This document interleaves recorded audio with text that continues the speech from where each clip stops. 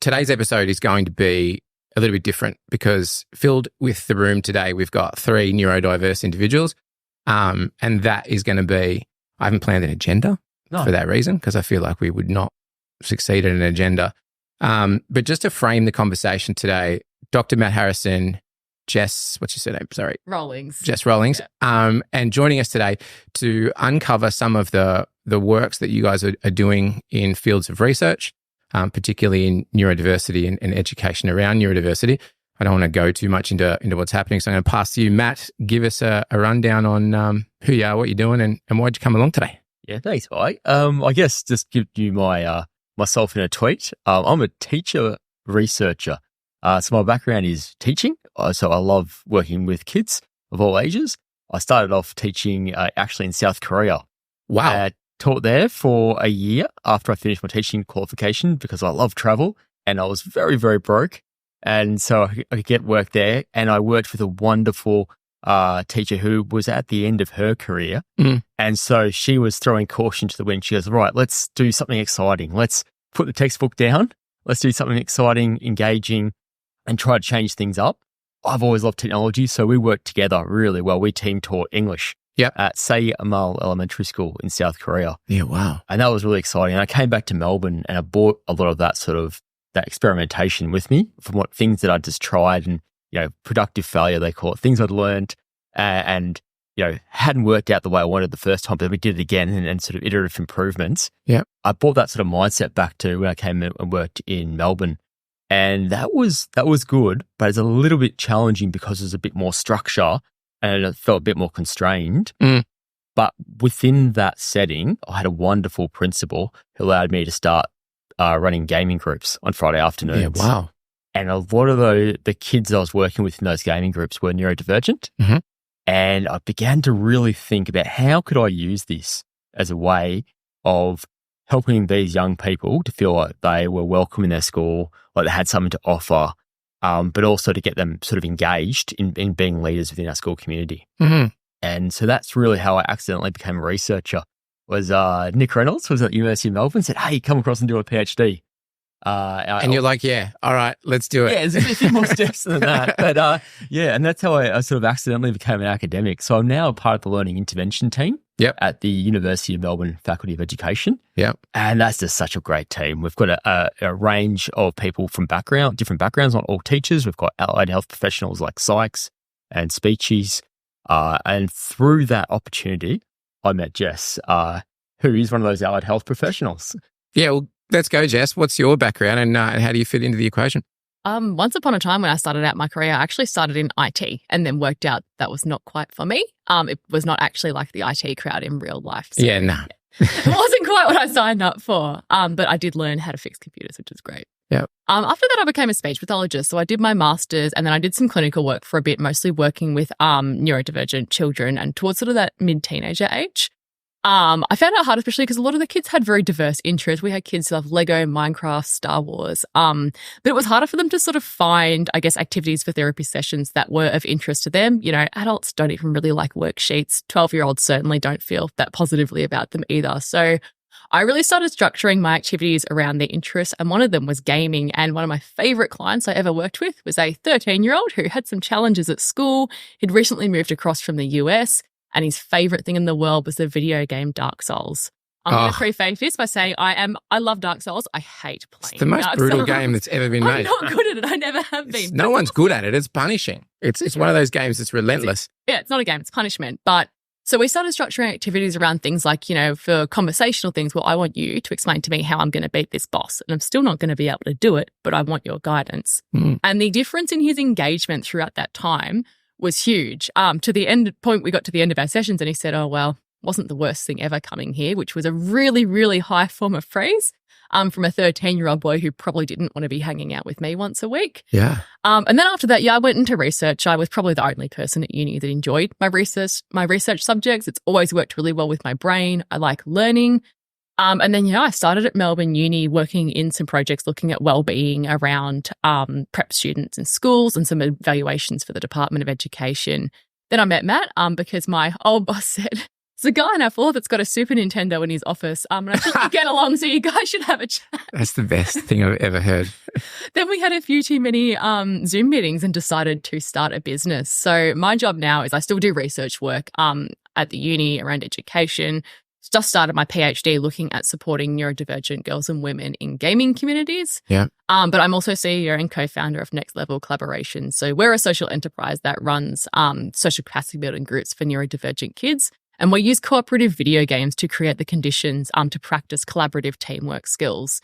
So frankly, I might just have the best job in the world. That's unreal. It's awesome. We work with some really fantastic kids, really diverse in their interests, their needs, how they present, but they've all got so much to offer. And I think it's so exciting to see them building on these strengths and building their skills through, something they're really, really good at, which is gaming. And for a lot of these kids, something like basketball or soccer is not really as of interest. It's not their area of strength, but the skills that they show. We have kids that will, give you the most beautifully in-depth, detailed rundown of every mechanic in Super Mario 3D Land, and they've got hacks to give you 99 lives from the first level. But that's, a skill that we get to see in this context. It might not be one that they have the opportunity to show in others. I get goosebumps when you tell that story. And the reason why is because I've been recently diagnosed ADHD, but, you're obviously with that condition your entire life. I wind back to I was a computer kid from the minute that I could get hands on a computer. My parents bought me a Commodore 64 when I was 6. Yeah. And I was the most advanced computer kid in the street, in the school, whatever you want. Consoles were also a thing. And we used to holiday a lot when I was a kid, and we would go to Gippsland. And it was a caravan park where all the families, kids would be water skiing, they'd be playing footy, they'd be riding bikes, they'd be doing all that sort of stuff. Where am I? I'm in the caravan for 2 weeks just playing video games. And getting nothing but flack from everyone is, why are you doing, get out and get amongst it and whatever. And you don't realize until you get a diagnosis and you go back. It's like my brain just wanted that much stuff going on all the time, that a video game is that sort of stimulation that I need. Riding a push bike isn't going to do it for me. It's not the way that I'm wired. Can we unpack a little bit of your neurodivergence as a collective? I just want to understand, when you got a diagnosis, what that was like, how it's been adjusting to that. Whoever wants to begin that one. I guess, I knew that I was different growing up. There was no doubt about that. I was what they used to call, a gifted kid. Yep. So I knew that it wasn't something academic. It wasn't something intellectual. I was fine with schoolwork. I was okay in class, model student, but there were some things that the other kids seemed to just do naturally. And I'm like, why can't I do this? Why am I exhausted after, a fire drill or a big school assembly? And why do I find it really, really hard to make friends? Yeah. Yeah. Like you, rubbish at PE. I always got told I'll go outside and play sports because you're never going to make a living playing video games. And, the people who told me that, it turns out were quite wrong. But yeah, I just had very different interests. So I got to age 19 and then got diagnosed as being autistic. And back then, in the early 2000s, autistic girls just didn't exist. It was a lot more of a stereotyped understanding. I knew autistic kids, but they were all boys. A lot of them had a co-occurring intellectual disability. A lot of them, had extra support needs for managing their behavior. And I didn't match any of that. So nobody even really thought, maybe she might be autistic. I got sent for an assessment, which came back as, she's gifted, but just a bit weird and quirky, which is not wrong, but not right. Doesn't sound scientifically accurate. No, not at all. And it's weird now as a speech, I look back at those assessments and go, because I've done them now on other kids since. But when I was 22, then I got diagnosed with ADHD because there was sort of just something that was missing. I was like, I know I'm autistic, but there's something else. And it's funny because I was probably 16 the first time I went, I wonder if I've got ADHD. I find it hard to pay attention in class. I tend to jump interests a bit. I get really fixated on one thing and then neglect it for 6 months afterwards. I know, yeah. But I sort of got told, but you're really smart. And that's not it's not a Venn diagram. You can be smart and you can have ADHD. There's no mutual exclusivity there. But yeah, I never really thought I was autistic. I just thought that was the operating system everyone was running, and shopping centres were a really bad experience for everyone. Wasn't quite right on that. But once I sort of had both diagnoses, I was like, now this all makes sense. This is why I've got a whole bedroom full of unfinished craft projects and why I have to restart a movie 3 times a lot of the time if it doesn't get me in the first 15 minutes. So I think for me, it just helped me make a lot of sense of things, and a lot of it, was just back then our understanding of autism and ADHD wasn't what it is now. And especially not for girls. If you didn't fit that stereotype of, like the boys I knew or Rain Man and I can't count cards, But, you know, otherwise you sort of just didn't really get identified. And it's a lot better now, but we've still got work to go. Yeah, you're so right. And I use the example of what did I know about autism and ADHD when I was a kid? Because everything that you say is exactly my life, right? And you can take every report that I had from prep to 12 would be good if he employed himself. He's got all the potential, can't concentrate, easily distracted, likes to distract others, which is now like a textbook diagnosis for a form of neurodivergence. So I think, you know, when you look back at that, it becomes so obvious. And getting a diagnosis at 43 years old, like I'm still trying to get over the upset of like, why didn't someone push a bit harder? Why didn't someone ask a bit more? And again, it comes down to the miseducation, because I look back at my experience and I thought that ADHD and autistic kids were disabled. Like back then in the 90s, I thought that was a disability, and I wouldn't even see those people at school because they'd be offered a special school being helped every day. Not the case. Tell us about you, Matt. Yeah, so my story is not too dissimilar to you. Like, I recently had my diagnosis, my formal diagnosis, and it was actually really something that I put off for a long time because it came out of a place of, am I jumping on a bandwagon, frankly? And dude, I know, and I teach this, right? So this is the thing that's really, for me, it's really, that's really interesting. Is to sort of, you tell your neurodivergent students, and for me, students are adults these days, as a teacher trainer in the Faculty of Education, and we've got a lot more ADHD or autistic teachers coming through our programs, which is brilliant to see. But yeah, you sort of think, yeah, of course, you know, why would you feel any guilt? And then when it actually came when I had a long time people saying things, and my partner said, you need to follow this through. You were peer reviewed ADHD. I was, yeah. You know, it's like, you know, plot twist, hey, and ADHD is like not a surprise to most people in my life. But my partner said, look, I think this would help you. And so in February 22, I think it was, I reached out to a colleague who's an ed psych, and she might be listening now, so thank you. And she recommended someone really good who specializes in people like you and I, my older men. And because I was tested when I was young for hearing loss.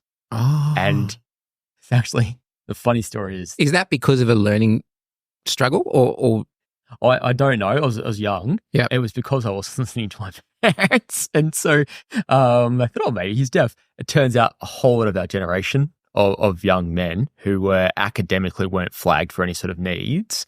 I was a little bit around my writing, my handwriting and that sort of thing. But yeah, it's really interesting that that's actually a common trend. People our age were often tested for hearing loss, and they said, no, there's nothing wrong with their hearing. But it turns out we're ADHDs, you know, and that was missed until very recently. Yep. And so when I was, when I got flagged, when I approached a colleague in 22, I made that initial inquiry. I held off for a year from actually doing anything about it until my partner circled back around again and said, hey, let's follow this up. Where do we go with this? And you know, we've been together for 9 years, so she knows you extremely well. And it was things in my life where it was taking me a lot longer than it should to do things. And I was spending 16 hours at work. And the wonderful clinician who helped me, and it's still helping me, said that is such a common story. People who, like, I don't naturally think of myself as someone who's naturally bright. I think I've worked my butt off to get to a point. I feel exactly the same. Yeah. And it takes, nothing is easy. And it takes so long to do things that seem to take other people really short amounts of time. Yep. And I know I've got real strengths in certain areas, but I know I've got real gaps around my executive functioning, how I plan things. And it was actually a relief to find out because, you know, I got my report back and I sort of like summarized it in a tweet. It's very much like you've got all the ADHD. You know, like, congratulations. Yeah, it's all there. It's like, this is not, you're not like a line ball decision. You are clearly in. Yeah. And, and I have a lifetime of this. I went back and talked to friends from prep.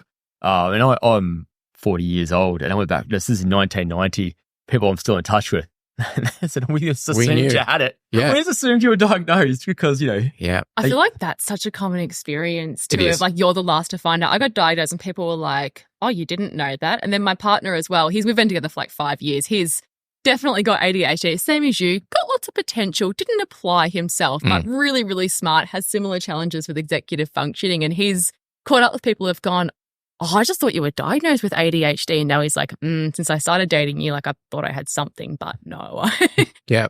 It became so clear to me. And some of this, I think the thing for me that was that I have this, I've got to go and get a diagnosis, was understanding the concept of RSD. So rejection, sensitivity, dysphoria. That has ruled most decisions that I've made in my life since I've been making decisions.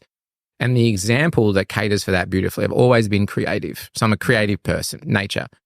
But had an upbringing that was, not necessarily leaning towards the creative fields as being a field. You need to do computing, you need to do things that, that are going to get you a career. Anyway, I did a computer science degree, did it, didn't ever apply it, sort of applies to what I do now. But then I went and did a music degree.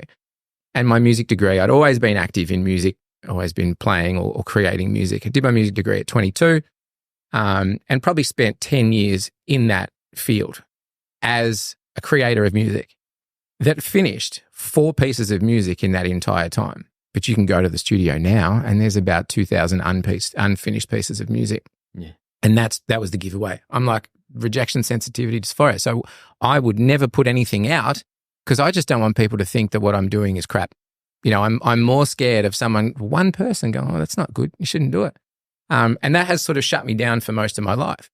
Then I learned about masking. And I'm like, okay, well, if I suffer from RSD, how have I managed to get a career and get to the top of, the industry that I'm in, things like that? Well, because masking is this other great thing that comes with these conditions where now I just build a persona that is anti all of the weakness and I exert every last piece of energy that I've got every day being that person. That's how I worked out that I had to go and find something out because those 2 symptoms were definitely the ones that dominated my life. Executive dysfunction also. Like at high school, I would not, every maths class you have to do a chapter, or that week. I would fall 3 months behind and then in one night be 2 months ahead. Then take the next 3 months off so that I'm then 1 month behind because if I'm not behind, I don't have the motivation to actually get ahead. So that's something we all share. Yeah. Oh, Yeah. Look, it's so funny because I look back and like my school locker was used as a non-example. Like I remember our tutor, and if you're watching this, you're a fantastic person. But I do remember this one incident where he had the tutorial group sent around my locker and said, let's have a look what's in this locker. Oh, no. And it was sort of one of those moments where I was like, it was chaos. And it's funny because the person I spoke to, when I said, oh, look, I wanted to speak to some people from my childhood, like, is this in my head? And this is the person who said, we just assumed, we're diagnosed. They remembered that. And they said, your locker was an absolute bomb site. Mum was at my bedroom every day. Yeah. And it's sort of saying these things about like remembering things like planners. I don't know if you had school. Oh, the diary. Yeah. I 2 weeks. I lost 13 of them in one semester. Yeah. And I had to pay for them out of my pocket money. And I was doing some cleaning at the time. And it was only when I failed an exam in year 11 and I was pretty embarrassed because I was like, I think it was just I had friends who were really high achieving around me. And I remember them going through the exam, trying to find marks for me. It was a physics exam. And I'd lost the textbook. I hadn't studied. I also wasn't somewhere a natural strength for me. Sort of those worded problems. I was I failed by a couple of percent. And I remember thinking, I need to get myself together. I need to figure out a game plan because I don't want to be in year 12 and be embarrassed embarrass my family. Frankly, I didn't want to embarrass my family. Mm-hmm. And so I was like, I need to get it together. And so year 12, I went for things I loved. I knew I needed to do subjects I loved. I feel like we're the same person, man. We are. Yeah. We get friendship bracelets. Yeah. Shazam. Yeah. I feel like it's so hard once you get to that end of school as well. Because I was like one of those gifted kids who just seemed like I could read by the time I was 2. And for me, it wasn't probably until that year 10, 11, 12, when the like academic content did start increasing, that I found it harder. And chemistry and math methods were my trigger points. I had like great scores, dead on average for both of those, because I really struggled similar with those worded problems, that abstract thinking. Could use a formula, all this other stuff. But once it gave me a problem going, you know, Tasmania Jones, for anyone that's done VCE, the explorer that made it to the methods exam every year and went on some ridiculous adventure that was then my problem to work out with maths. You know, and I was like, I just could not translate the theoretical knowledge I had to that kind of, well, you know, if he's going through a cave, at what angle this and all these other things, I just didn't understand. And I think like I always the kid who the other kids thought, you know, I bludged my way through. I didn't do anything in class, but I would actually go home and do like 6 hours of homework a night just to catch up, to get on top of things. Maths as well. We were meant to have textbook problems every week, and people thought I did them, and I didn't, because I just, for me, that rejection sensitivity of knowing that I should be able to do this, but I can't, and I can't really get any support for the way my brain works. And then when the assessments are sort of structured on that abstract thinking as well, I was like, it's just not how my brain processes this sort of the abstract stuff, 100%. Because I could sit in, like I did, what did I do? I did in year 11, I did methods, I think. And then I think I dropped back to standard maths in year 12 because it was just burning me out. And I did more of the creative stuff. I did psychology and I did graphics and things like that. And it all worked really well. But the nature of me with maths, a math problem with numbers, not a problem. Easy. Walk through it, like to the point of it's almost too easy. As soon as you put it in written form where I've got to try and get numbers from the words, fail. No. Just I could loop on that infinitely and never get to even working out where the numbers need to be positioned to make the equation work. Or what equation you're even meant to use. Like calculus was, I enjoyed calculus till it got to involving the words. And that was when I just couldn't figure out, what do you actually want me to calculate here? Yep. Because my spatial awareness is not amazing. I'm covered in bruises because I walk into things constantly, let alone trying to bring like numbers into that equation. But trying to figure out what this question was actually asking me when I knew I could do the principles behind it was so stressful. And I remember getting out of my year 12 math methods exam and I just cried. I felt like such a failure. I was like, I know, you know, I'm not silly. I don't have academic issues, but why did I sit there and just go, I don't know how to answer any of these questions. And I'm coming up to 30 and I still have dreams about my math methods exam. And it's so hard now to look back at those things and go, if I had the tools, like if I knew, it just could have been a completely different outcome. Yeah, absolutely. What I think back as you're speaking, Mike, I think the reason that I did, you know, I did well in year 12, and it was because I had a couple of teachers in particular. So I changed everything from year 11 to 12. So I went from what my friends were doing, chemistry, physics, methods. I went for what I loved. And for me, being a massive nerd, information systems, which is the VCE computing. Systems and technology. Yeah. And then English, literature, psychology, and I can't remember, legal studies. And like I found these things fascinating. And I had a literature teacher who I had for history in year 11. That was the only thing I kept, is like, I want to do whatever that teacher's teaching. I'll do that subject. And it was just, they were interesting. I found it fascinating. And I could remember places through stories. I can remember dates. And I could remember, it's a bit like literature, unpacking those themes in the books. And I found that's really sort of what got me out of bed. I think that's why I could work so hard in year 12. And remember my planner that didn't work for me at all. Not even in year 12. No. I think there's probably, I probably lost a few in year 12 as well. But I do think it's one of those things where you, if you have a teacher like that, a teacher who really like cares about you and makes an effort, that's why I'm sitting here today. I think. Is because I had someone who took that time and really would just read everything that I wrote and just give me like really like honest but caring feedback, and just made, you know, those, you know, just practice writing, and that's why I can write today. Yep. It's just having someone like that in your corner changes everything. And exactly the same story for me. Woman's name was Jeannie Young. She was my English teacher in year 12. And just the woman that like scraped back the surface enough to make a connection that seemed like, this is not a woman that's just here to teach me. This is a woman that actually wants to see me succeed. And she made a bet with me at the start of year 12 because she knew that I was a bit of a public speaker. Like I was pretty confident in talking in front of people. And she said, if you get through this year and you put in the effort that I know that you're capable of doing, she goes, I'll make you the valedictorian for year 12. That's your reward for that. Like that snapped me into, and year 12 was my best year. Yeah. Easily. Because that woman decided to take a step out of just wanting to be a teacher and doing something different. My systems and technology teacher too, Steve Penner, was one of those guys that would let you be as creative as you wanted to be. And I was always the guy that wanted to be the most creative. And in systems and technology, you had to build something mechanical. Everyone wants to build little cars with a small little engine. I'm like, I want to build a scooter powered by a whippersnipper engine with like a reduction gearbox that I could actually ride. Now, any other teacher would be like, dude, that's going to wreck you. You're not going to get it done in time. Don't do it. He's like, do it. And I did it. And I got an A+ for that subject for that reason. So, the importance of those people that could just see the potential, but not just tell you you've got potential and then leave you with it. It's the part of recognizing that potential. Now, how do I bring that out of the individual? Yeah. I think I have a similar level of confidence in that I know who I am. I said before about, sort of the guilt of going through the process. And I think that comes from a bit from seeing people who've had a lot harder times of it than I have.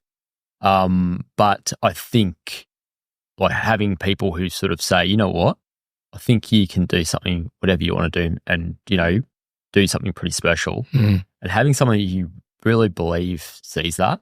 It's not just lip service, it's actually a genuine belief in you and wants you to be happy ultimately. And I think that they're the teachers that I, still remember. And you may not be the best at whatever you do, but you're proud of what you've done. I think that's the sort of that's what we want to build up in kids we work with.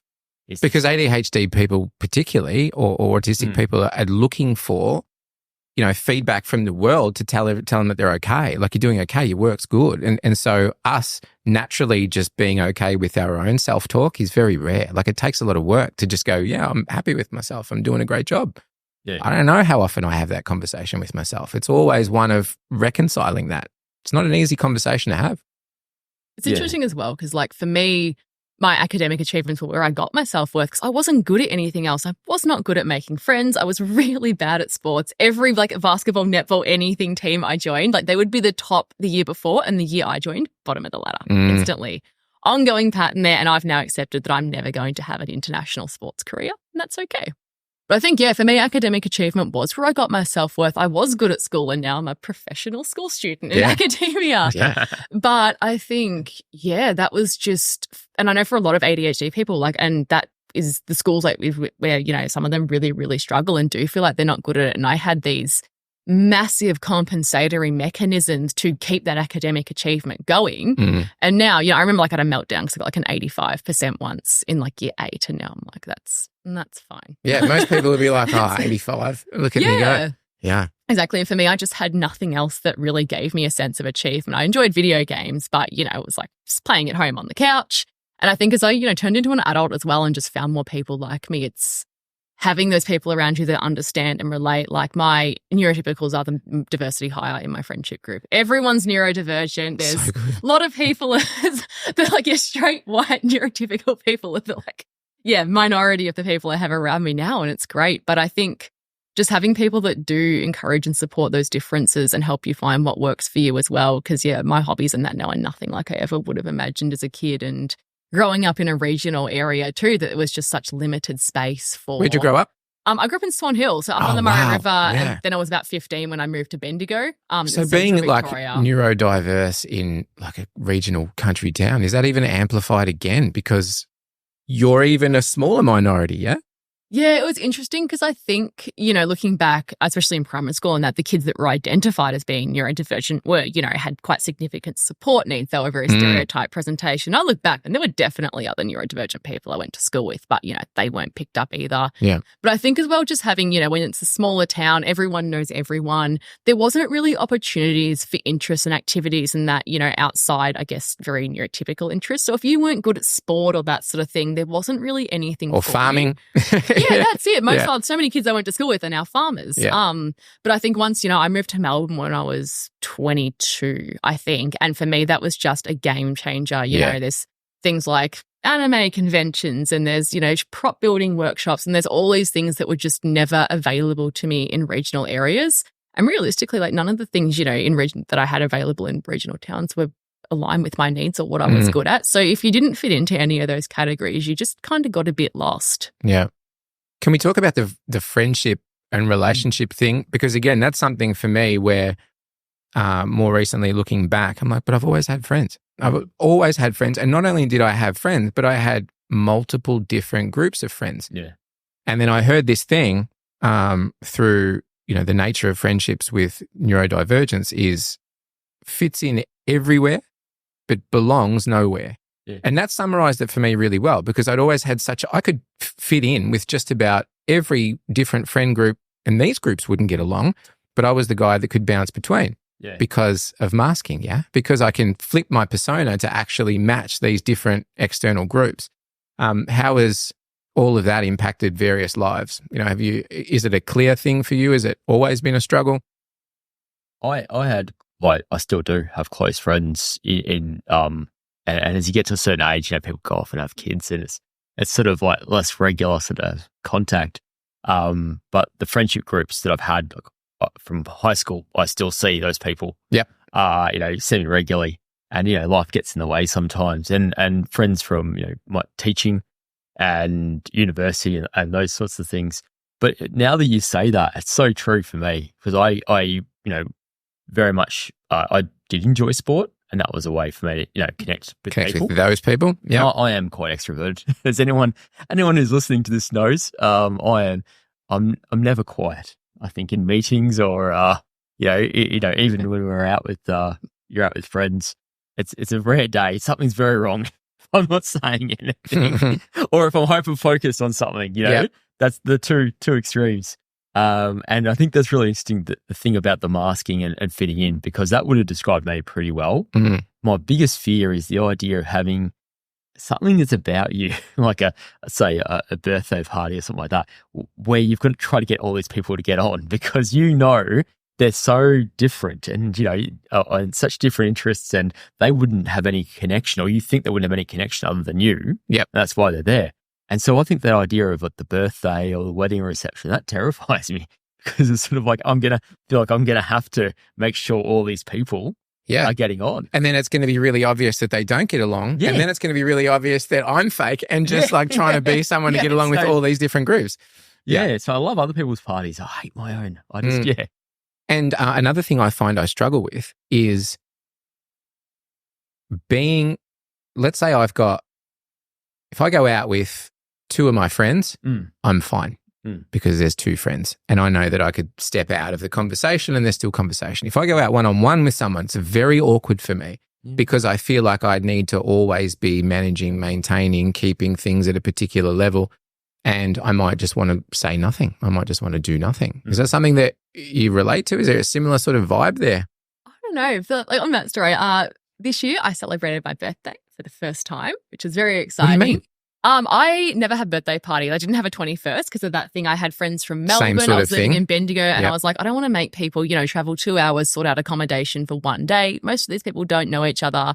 But I don't know. I don't really like things being all about me. Sometimes Matt says nice things about me in meetings, and I'm like, oh, this is really uncomfortable. But this year I just went like, and see, that's just. We'll pause on that for a sec. Sorry to interrupt you. I can't get enough of that. I can't get enough of positive feedback. When someone says, "Oh, you're doing a great job," I go to 11. When I'm in a room and I'm not getting positive feedback, and I know I've done well, then I feel like that. Then I feel like, get me out of this room. I don't want to be in here because no one acknowledges the effort that I've put in. It's so weird. But sorry to interrupt you. Go. No, it's interesting. And everyone processes that sort of stuff differently as well. But yeah, and I went, well, maybe this year I'm going to actually celebrate my birthday. So I just went to a brew pub or whatever where people can hang out in their own groups. Very low pressure. My partner recommended it as an option because it worked really well for his birthday with also a lot of neurodivergent friends. And I was like, oh, this actually went really, really well. There was maybe about 20 people, a bunch more and planned to come. Things came up, work. We're all adults and life gets in the way. But I was shocked at the turnout. For one, I was like, oh, wow, people actually like me. That's wild. But as well, I found that a lot of my friends, you know, actually had a lot of common interests. You know, I've got friends who are massive history nerds, so they would go off in their little subgroup and talk about, you know, the Roman Empire. Others were, you know, really into photography or creative stuff. And I was like, oh, a lot of these people actually do have stuff in common.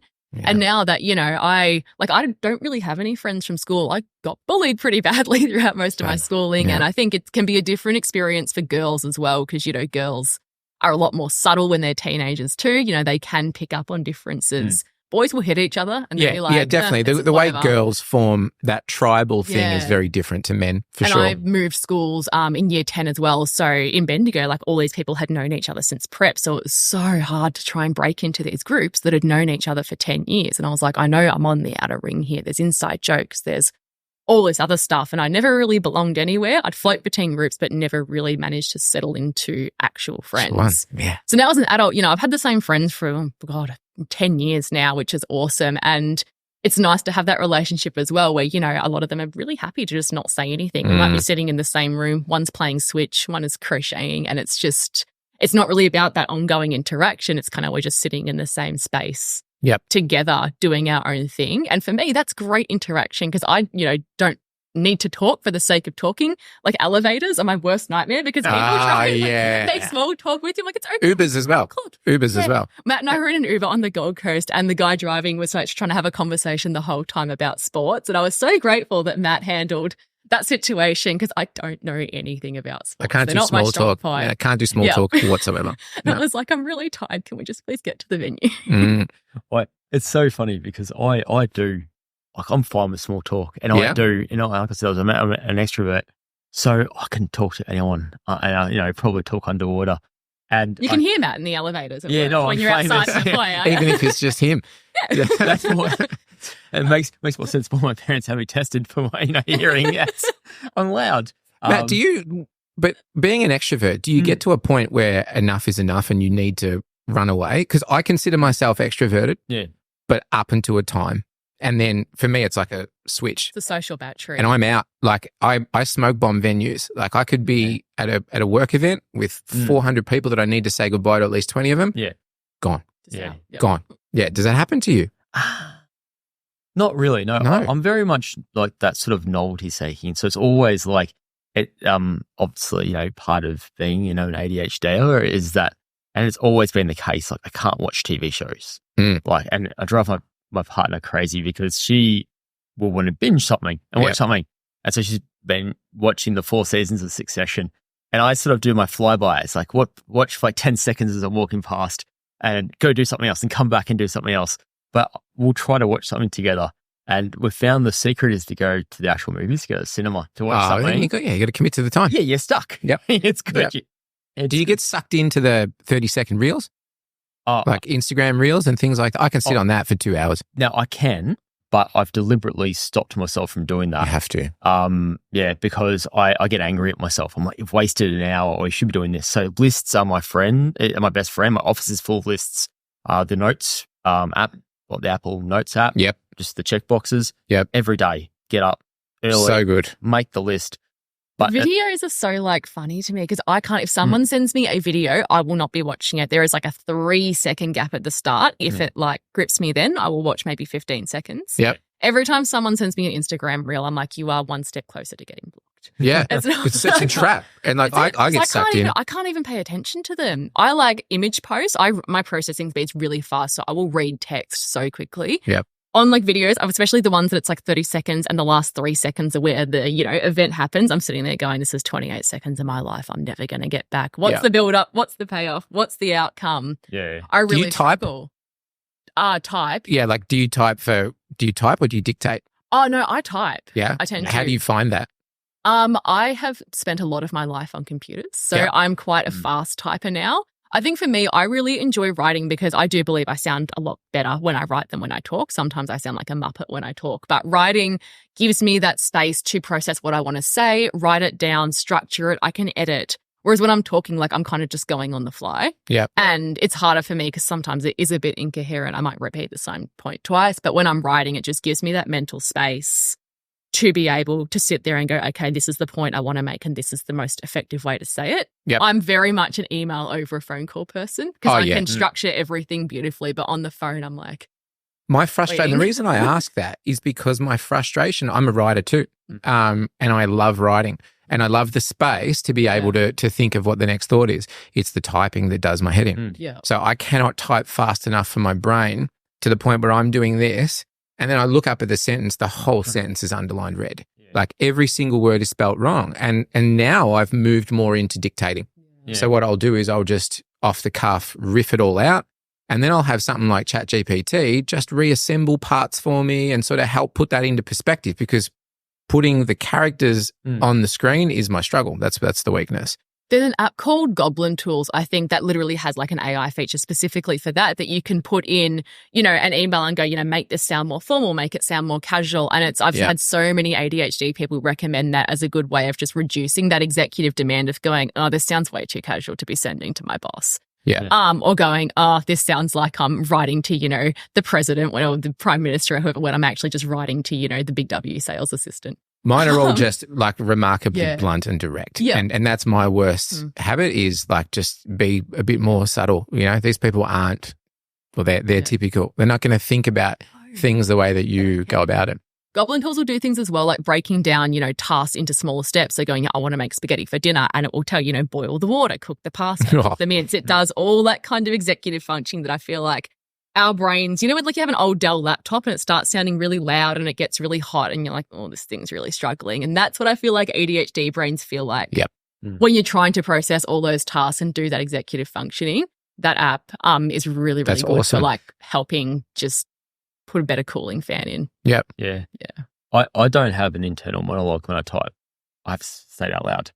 Really? So you don't have a running commentary of everything going on in your life? Oh, no, when I'm typing. I've got 6 of them. Yeah. It's like the worst director's cut ever. Yeah. It's in the sense that like it's there is an internal monologue, but it's all coming out as I'm typing. Yeah, wow. When I'm drafting, I have to say it. And so early on in my career, they had a change in the policy around who gets offices and who doesn't. And funny story, probably should have been some flags here. I got to keep my office as an act of because they're like, just keep this guy away from That's right. As an act of containment, as a compassionate act for everyone else. When they went to open plan for the other level Bs or sort of junior lecturers, I was allowed to keep mine. And I now know that was a very wise decision by my very wise boss to ensure that we, that I don't drive everyone bananas with my like drafting emails out loud. Yep. And I've shared at the moment, I've got a colleague their office has been refurbished. They've come into mine. Hello, Sarah, if you're listening. And she, has noticed that I do like to draft my emails out loud. That's cool. But it's also good. Yeah, look, I wish I didn't have to do it. And my writing's so much better when I say it out loud. And I wonder if that's because of my oral language. It's like you said, you're very quite confident talking. Yeah. When I was younger, I did have writing support. I think around handwriting in particular. Yep. Pen license. Yep. As always, it's always not yet coming up soon. What's wrong with me? Yeah. Yeah. And so I think that oral language and speaking out loud was really as something that I do, like an accommodation or adjustment, I guess. Yep. Yeah. And this is what I love about the whole thing that I'm discovering about this neurodivergence, right? Is that even amongst a group of people like us, there is still so much variation between our symptoms, between how we respond to them, between what it is that, we do to balance things. Can we know each other pretty well now. Yeah. Can we go into the research that you're doing and the work that you're doing and what the drive is behind that, what the outcomes are for that? I'm keen to understand, what you guys are doing to help education for folks like us. It's been such an exciting journey. And I think to start with, it's trying to get people's heads around, what I can talk about what I do and it's definitely relates to what Jess does, but there is like the Venn diagram, there's a lot of crossover. And then Jess is doing some really exciting stuff with her PhD that's with different supervisors, which is really exciting. So I won't talk about that, but the general theme is the idea of inclusive education and digital technologies, and really about the idea of technologies creating spaces and removing barriers so that every child can access their classroom. It's not just the academic learning. Of course, that's really important. And there's lots of stuff around the science of learning and the science of reading that are really important there. I'm really interested in social inclusion. And that's what gets me out of bed in the morning, is the idea of how we can create inclusive social spaces, particularly around those unstructured lunch times, before school, after school, how kids can develop friendships within their schools. Because school, one purpose of school is definitely academic learning, because that's important. But I see the other and equally valid part is around that social development. So important.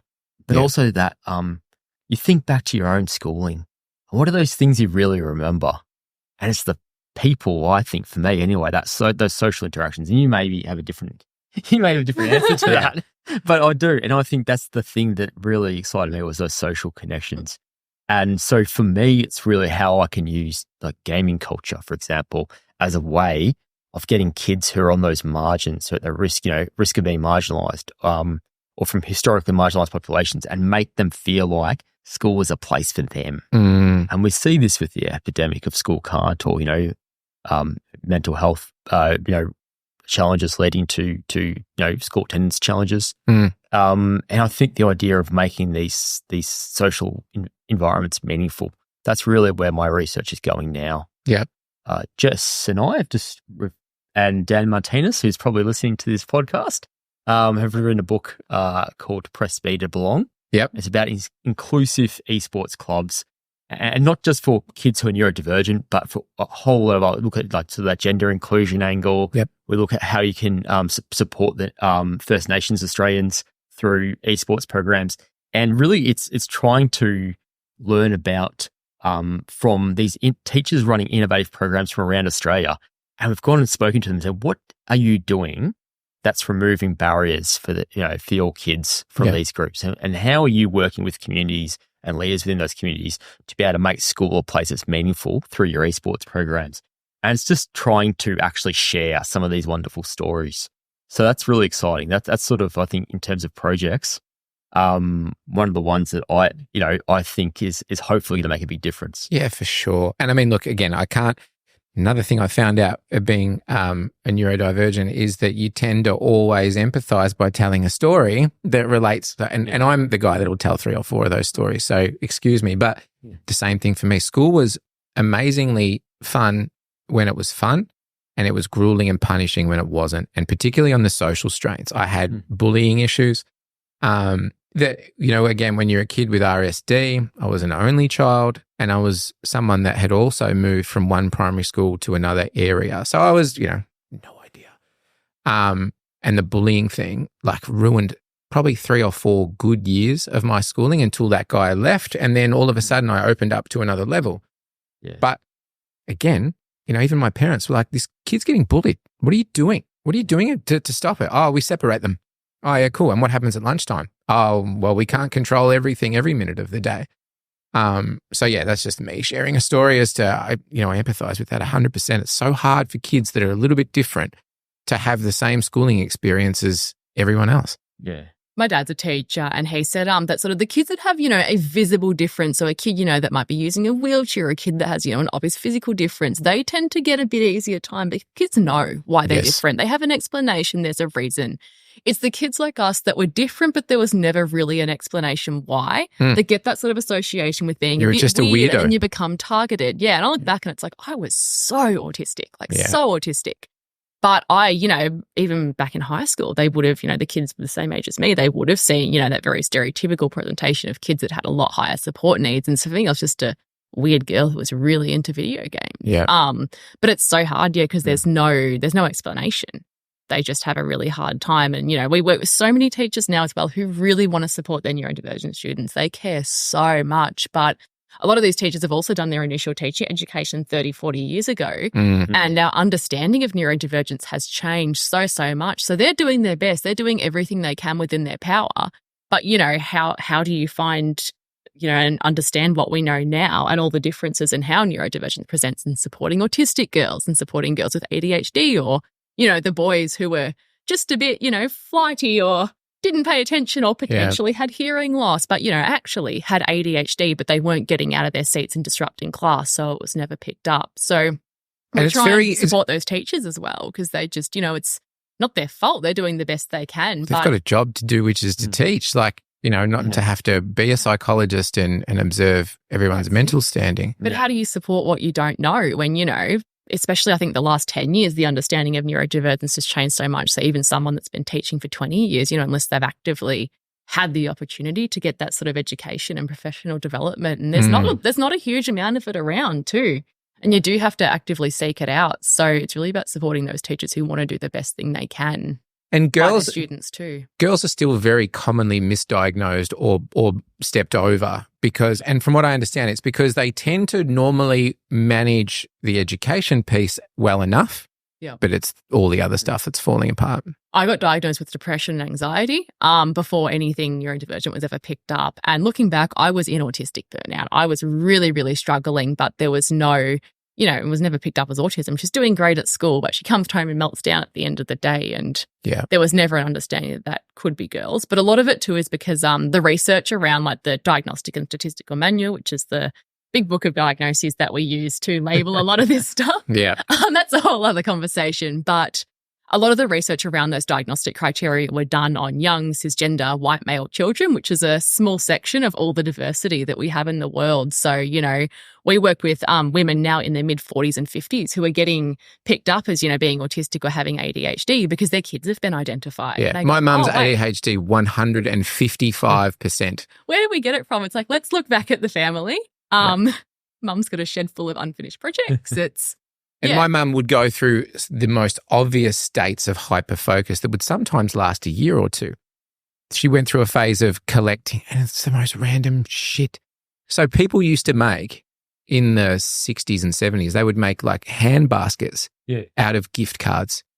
I feel like I've seen that. And you would cut them up and then they would stitch them together and make these. So Mum went through a crate. She had 500 of these things just on eBay. I want that one, that one, that one. And we just get them and put them in a room. No, there's such a market for them. And then sell them all, right? So then it's all gone because now I've discovered quilting. So now Mum's a quilter and not just a quilter. So Mum starts quilting and within the first year of quilting, she's winning awards, right? She's not just doing quilting. No, if I'm not the best, I'm not doing it. Prizes here, prizes there, prizes there. Couple of years, no more quilting. Yeah. And so again, when I get my diagnosis, I'm like, okay, pretty obvious. My mum's ability to deal with confrontation, very bad. Mum's ability, or mum's idea of having a confrontation with someone is just threatening to punch their head in so they go away because I'd rather not actually have the conversation. But, a passionate, empathetic soul. So, I just look back and go, it's about time you went and saw someone too. But it's a learning experience I think we're both going through together because, I had to get it from somewhere and she's the obvious one. The quilting's hilarious. I actually did patchwork as a subject in year 9. I've made 2 very, very elaborate quilts and I did win awards and I have not made a single one since. Yeah. There you go. So it's a thing. And is it, I find working with my hands because you can get right into that focus where I live at the fingertips, right? For me, it was soldering. And, that sort of stuff because it's very fine, satisfies the perfection gene. Yeah. I do prop building and like I'm sitting there with a Dremel filing down this piece of EVA foam to an inch of its life. And I see people who've, done similar things and like they're in the timelines, like not the standard, but, I guess their finished product and what they're happy with is still awesome. Like you are starting out, you are doing amazing. But then the perfectionism that I put into it, I'm like, this is 2 millimeters out and it's not okay. Like I've started over 4 or 5 projects 4 or 5 times because I'm not happy, but it's that handiwork. It's being able to actually look at those practical skills and I like tools. Yeah.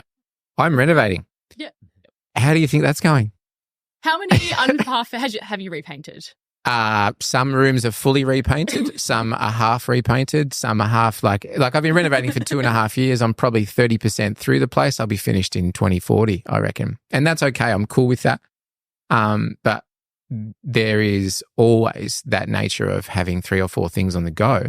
I find I work better that way now. Yeah. And with some activities, if I've got to do something, I actually have this activity open, this activity next to it because I'm better doing that than doing just the one thing. you can do a little bit of each. Like I've got, unfinished windowsills, unfinished door frames. The entire toilet hasn't been painted. I've got an antique bed I'm in the middle of restoring. Matt's just looking at me going, like, Matt, I'm tired. And you're like, I wonder why. Yeah. But then, I'm still missing door handles on 2 doors because changing the door handles has never been as simple as I thought it would be. A lot has changed since whatever went on when this apartment was built in 1970. Yeah. But yeah, and then you can just switch between them, and it's like I can't sit there polishing a thing full of brassware all day, but I can do a bit, and then I can go and sand the bathroom window, and just keeps that, I don't know, that need for stimulation going as well. Got to have like the achievement boring. endorphin release, and that's the thing for me. It's like I can't start a task and think I'm not going to be rewarded until this task ends because it's such a long task. That's been a very difficult thing for PhD so far. Yeah. It's so funny because as you're both speaking, part of Next Level Collaboration, we hire people with lived experience. And we've been going for about 3 or 4 years now. And you become friends with the people that you're working with. So most of our staff are ADHDs. And it's interesting because as you go visit their place and you start seeing these patterns and you'll see the unfinished projects in the house. So as you're both speaking, I'm thinking about people we work with and I visited their place. I've seen or I've seen someone's half painted a hallway, or I've seen a half finished garden. And doom piles are another thing that I found out about. Like I'm really good at. I've got 50 things sprawled across the table. I put them in a nice little pile that looks perfect, but there's no logic to it whatsoever. Like it's just shit on top of shit on top of shit that's stacked nightly. My room as a kid, I'm like, it's organized mess. I know where the things are. I know it doesn't look tidy, but it's now it's all clean and I can't find anything because it's not in its mess spot. Yeah, correct. My office is notorious for that. Your office is a Lego exhibit. It's great. Yeah, but it is it is very good because I've seen the professional staff at our University of Melbourne, fantastic people. But when they're doing the office checks, I can see that look in my office and they're like, we won't move that. It's just going to be too hard. So over the just paint the windows 4 years, out. 4 years I've had people move around me. They've done restructures and that sort of thing.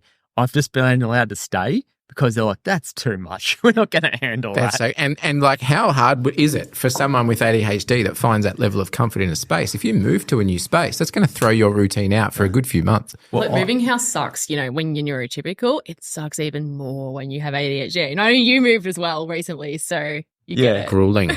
Yeah, and look, we started early and we try to systemize things, and that's how I survive. Systems are your best friends, systems and routines. We say, they're essential for neurodivergent kids. They're essential for neurodivergent adults. For life, yeah. Yeah. So if you had to wave a magic wand, right, at the research that you're doing and the outcomes that you're getting to, if you could, and you never can, but in modern education, if you had unlimited budget, unlimited resource, what are the things that you would be implementing in the current state of education that would get some really good traction, that we would see some measurable results in? That's a big question. Like if we're talking with unlimited budget, wow. I think having things like esports programs and that sort of thing, and just some sort of space that's outside the classroom, that's outside the academic, environment, outside that unstructured lunchtime where they can just go and belong. Like I got put into a gifted and talented program in grade 4, and it was the best because I got to go and just do something that was, we've got a RPG maker software for you to learn to use. And for me, I also got to network with kids who were outside my year level, which was good too. I did sometimes have interests that were probably of an older age group than grade 4 as well. So getting to hang out with some of the grade 6s was good for that.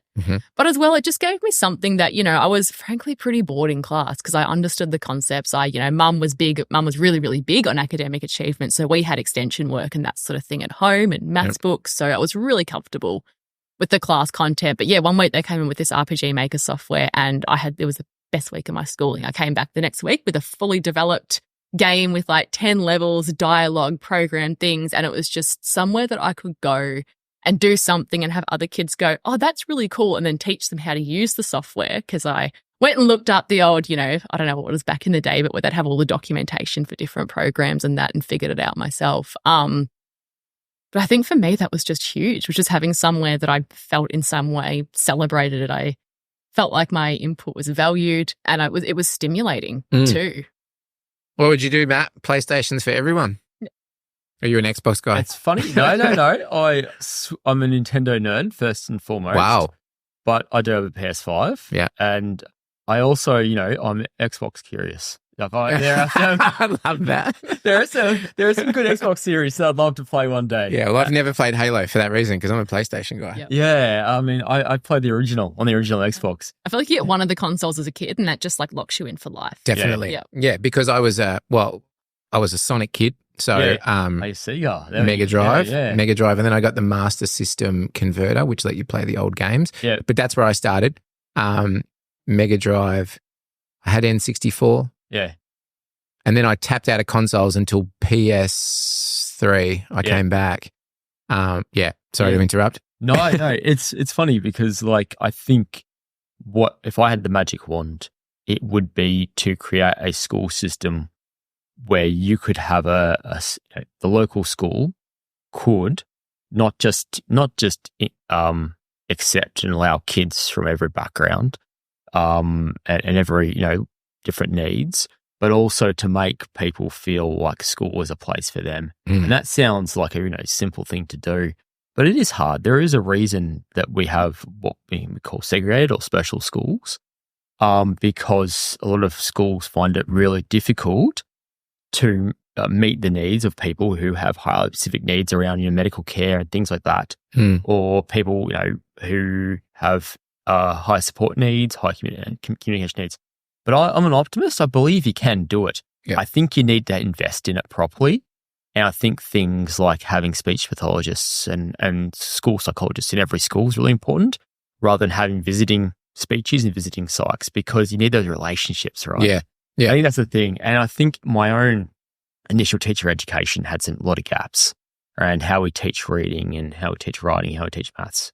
And I know that I was sort of let down a little bit, I feel, by some of the ways that I was taught. And it was nothing to do with the teachers. It's just the way they were taught and the pervasive thinking. There has been this big shift now towards explicit and direct instruction about really making it clear. And I think that would have helped me. So much would have helped me. Yeah. And it has as an adult, that approach.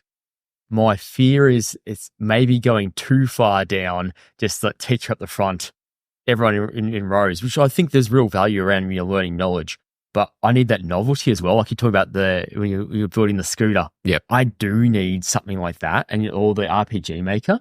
So I think it's teachers, if I was going to wave that magic wand, it'd be how we're training teachers to have that understanding of the place and role of when to use explicit instruction. Yep. But then not constraining what schools are doing in terms of that project-based work, having that as well. Maybe having it in a sequence so you learn the foundational knowledge through direct instruction and then you can apply it through a project. That would have suited me really well. And I think it would suit most of the kids that I work with really well as well. Yeah.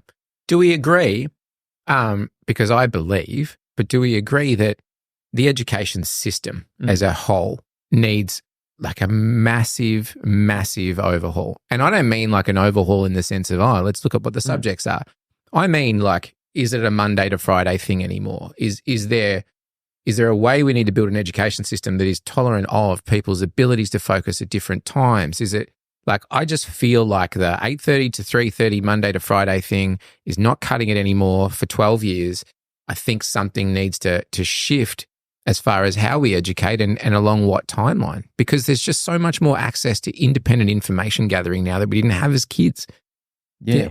I think it's hard. Yeah. It's, even for like kids who have ADHD and take medication, a lot of the time that wears off after lunchtime. So that last couple of hours of the day can just be a bit of a write-off. But, it's systemic as well that, class sizes get bigger, teachers don't have as much support. So we almost need, of those kids that do need that extra support in class, they need to have someone who's able to do that. But 25 kids to one teacher is a lot. And the teachers are doing the best they can.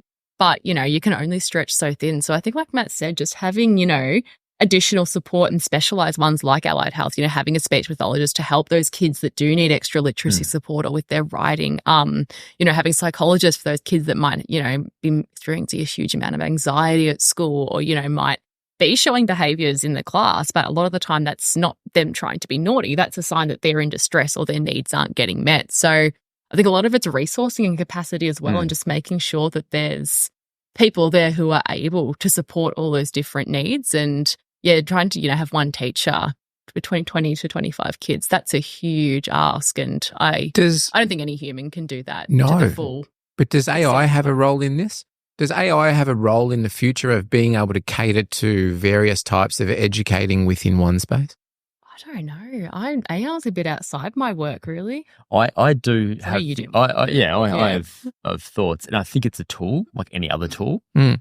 I think the teacher is central. Of course. I think that's the thing. I do hear theories about, like when I was over in California, I was completing a Dyson fellowship.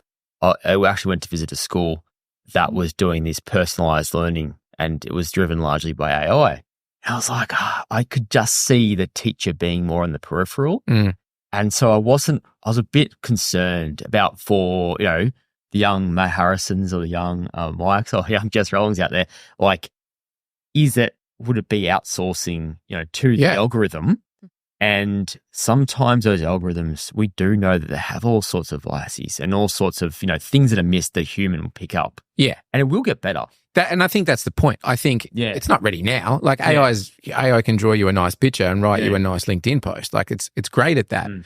But in time, there has to be a way that we can leverage artificial intelligence to be able to do that, to be able to stop the one teacher having to connect and communicate with 35 children effectively, sharing that load a little bit.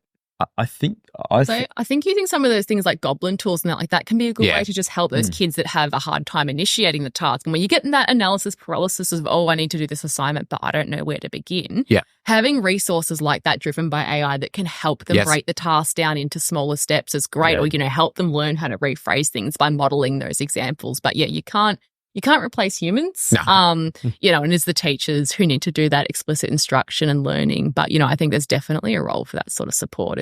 I would have loved to have something that could say, hey, this is your starting point for this assignment. Oh, for sure. I think there's a lot of innovation happening in Australian schools. And you talked about sort of like, do we need to change everything? I think teachers are trying to change as much as they can. I know you've had Beck Woolner. Yeah. And we're doing some work Great together. episode. That was. I listened. Because I never remember the episodes because I'm so into them. But I listened to Beck's on the way to work this morning. It was great. It was a really good episode. She is so passionate about education. Yeah, we're doing some work with Beck around what teachers are doing now to be able to use technologies, all sorts of technologies, to be able to remove barriers for academic, but also social inclusion for neurodivergent students. Mm. And I think it's that coming back to the idea is they are constrained by the systems and the set things. We've got the school times because that's when everyone else is going to work. That was the idea that we send kids to school at these times because it's a form of the kids are somewhere safe so parents can go off and work. Yep. As we're getting more flexible work hours, does that need to be looked at? That's a really big question. But trying to find, there's teachers who are doing amazing things within that system and pushing those boundaries to better meet the needs of their kids. So it's trying to understand what they're doing because often what happens in schools is actually leading the research. Like time for us to go in and look at something and analyze something and to write about it. There's a research translation gap in the sense that sort of there's something happening in a school that's fantastic. Time for us to go away and write about it and share that and disseminate that is a couple of years usually after we first collected that or generated that data. So there are cases of universities leading innovation, but often I see teachers who are the real innovators, and we're trying to share that through our work. I've got a friend who's he's a teacher at a school like in the Outer West and has been using a Dungeons and Dragons lunchtime group to support students that just need kind of that safe space, but also working on things like, narrative skills and communicating with each other, because they sit down, they design a character and give it a backstory, and that has been huge. Schools that do Warhammer programs and things like that too, because now we're 3D printing the figures, we're painting them, we're sanding them, we're building character storylines. That ends up in a Doom pile as Warhammer figures. Are you a Warhammer person? I was. There you go. Yeah, I never got into Warhammer. It's funny. I was dating a girl about 10 years ago, and she was neurodivergent as well. That I can recognize that now. But she took me to a Warhammer party. Yeah.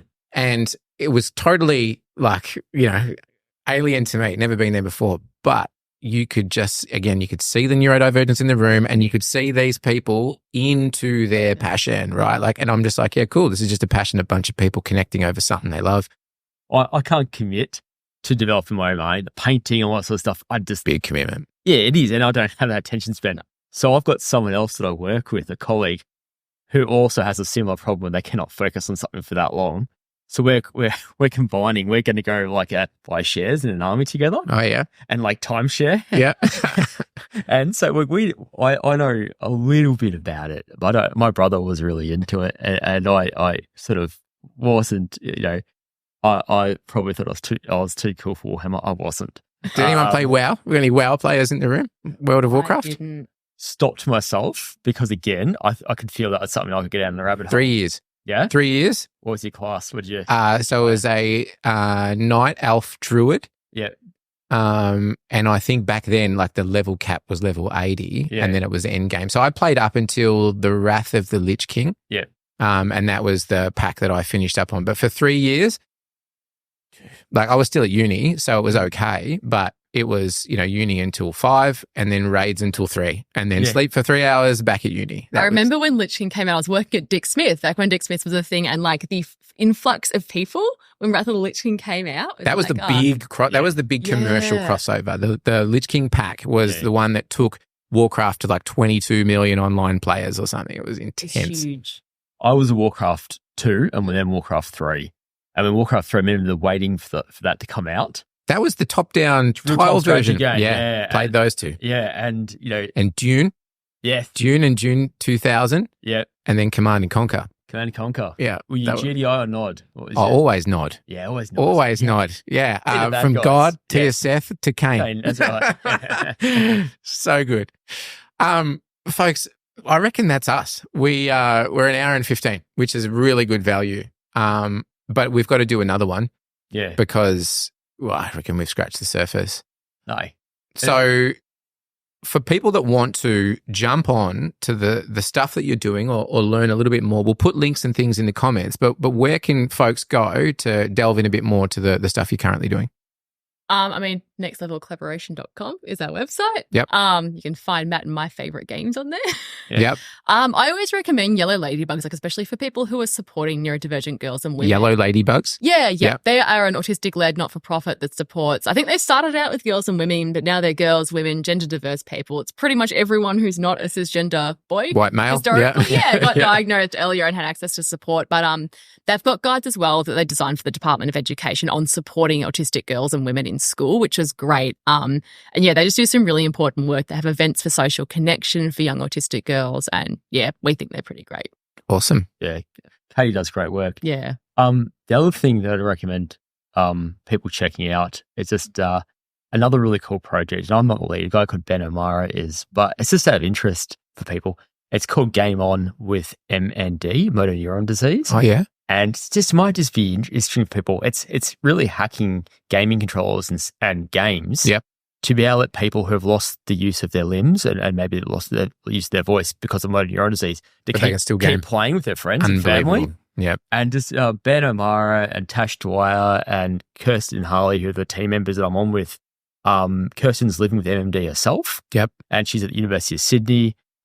Ben's with MMD Australia and University of New South Wales. And Tash is at Vic Uni. It's just a really cool project. There's videos from Kirsten sharing her lived experiences of someone who is a gamer who's lost the ability to hold a physical controller or a keyboard and mouse using something called NeuroNode, a really cool sort of assistive tech to be able to use like small differences in skin electrical activity and eye gaze to control a cursor and to play games, which is so cool. I'll have to pass that one on to my my boss, so one of the co-owners of the business. He lost his mother to motor neuron disease last year.